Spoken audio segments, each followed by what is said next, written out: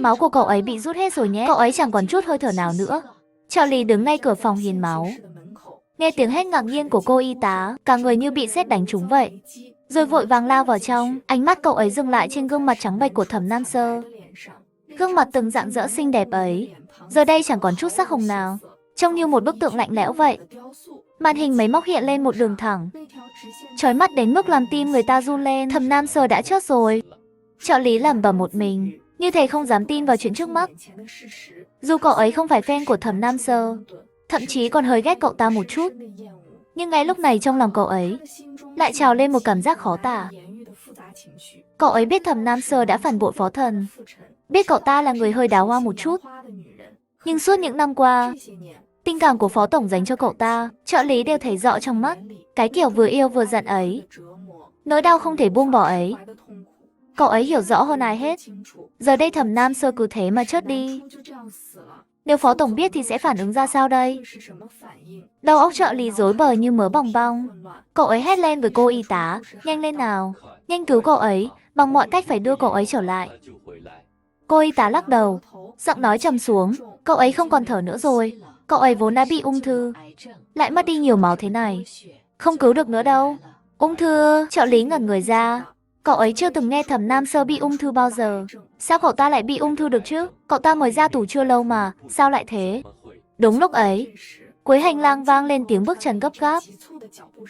Phó Thần bước đến với những bước dài, mày nhíu chặt lại, giọng nói mang chút mệt mỏi như khói. Đã ra khỏi phòng cấp cứu rồi. Nhờ máu của người hiền đấy. Cậu sắp xếp đi. Cho thêm chút tiền cảm ơn nhé. Tin trợ lý chợt nặng trĩu. Cậu ấy liếc nhìn Thẩm Nam Sơ nằm trên giường, rồi lại nhìn sang Phó Thần, chẳng biết phải mở lời thế nào. Ánh mắt Phó Thần lướt qua phòng hiến máu, dường như chẳng để ý người trên giường, chỉ lạnh lùng giục, nhanh lên nào. Sao vậy, có vấn đề gì à? Trợ lý cắn răng, cuối cùng vẫn không nói thật.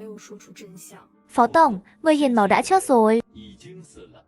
Chết rồi thì lo cho gia đình họ tử tế nhé, đưa thêm tiền, đưa thêm chút tiền nữa. Trợ lý gật đầu, nhưng trong lòng lại rối như tơ vò. Phó Thần phản ứng lạnh nhạt quá. Cho anh ấy nghĩ, người chết chỉ là một người lạ chẳng quan trọng. Nhưng đó là Thẩm Nam Sơ cơ mà. Người anh ấy từng yêu sâu đậm. Người anh ấy đã ghét suốt bao năm. Trợ lý định nói gì đó, nhưng chẳng kịp thốt ra. Phó Thần đã quay người bước đi, chỉ để lại một câu lạnh như băng. Như Yên còn đang đợi tôi. Cậu xử lý xong thì qua đó nhé. Trợ lý đứng yên tại chỗ, chỉ lặng lẽ nhìn theo. Bóng lưng Phó Thần dần khuất xa cuối hành lang. Cậu ấy cúi xuống nhìn Thẩm Nam Sơ dưới tấm vải trắng. Lòng lại trào lên một cảm giác khó nói.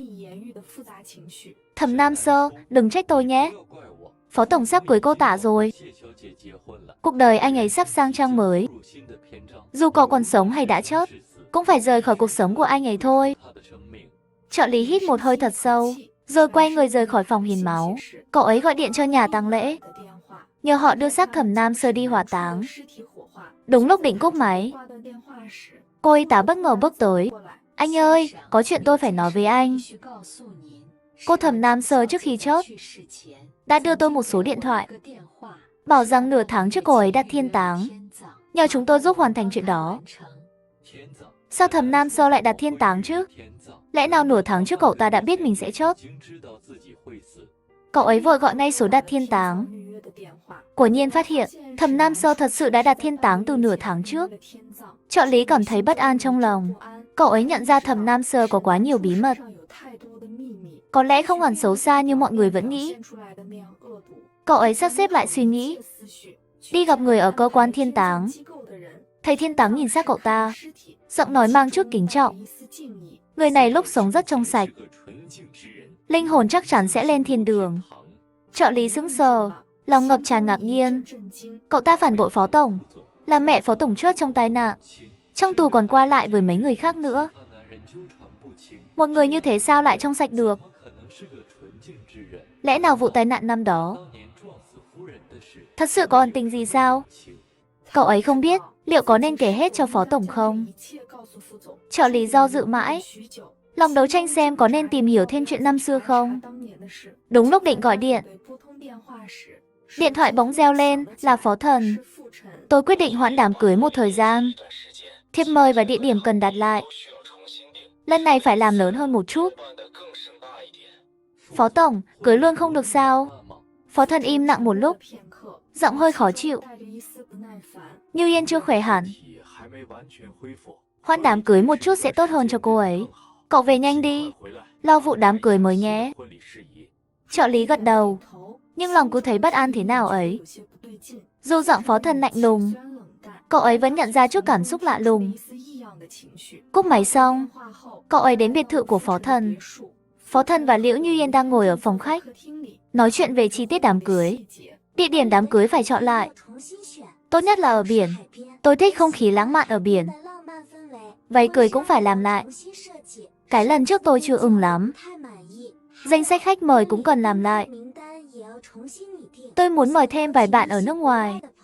Dù Phó Thân ngồi cạnh Liễu Như Yên, ánh mắt anh ấy lại hơi lạc đi đâu đó, dường như không tập trung lắm vào chuyện đám cưới. Anh Thần, anh muốn gì không? Liễu Như Yên quay sang, cười hỏi Phó Thần. Phó Thần giật mình tỉnh lại. Ngày mồng 10 tháng 12 là ngày tốt. Đám cưới cứ làm hôm đó. Liễu Như Yên và trợ lý cùng ngẩn ra. Nay Phó Thần chọn lại cách tận 3 tháng.